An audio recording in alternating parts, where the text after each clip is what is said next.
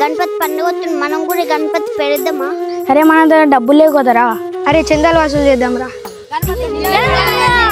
అరే వినాయక చవితి దగ్గరలోనే ఉంది, వినాయకుడిని ఎప్పుడు బుక్ చేద్దాం రా? ఇవాళ మంచి రోజేరా, ఇవాళనే పోయి బుక్ చేద్దాం. అన్న గణేష్ చందా. అరే అప్పుడే చందాలు స్టార్ట్ చేసి రారా. గణపతి కొనడానికి మా దగ్గర డబ్బులు లేవన్నా. సరే నేను ఇస్తా, రాసుకోరా. థ్యాంక్స్ అన్నా. అరే ఈ పైసలు ఎక్కడిరా?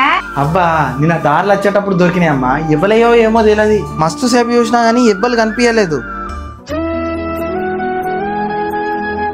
అరే గణపతి మంచిగా ఉన్నది కదా. అబ్బా గణపతి మంచిగా ఉంది కదా. 25,000 అన్న, రూపాయి తక్కువ రాదు అన్న. లాస్ట్ 20,000కి అన్న. ఎన్నిసార్లు చెప్పాలన్నా? 25,000 రూపాయి తక్కువ రాదు, మీ ఇష్టం. 20,000 ఉన్నాయి కదా అన్న మన దగ్గర.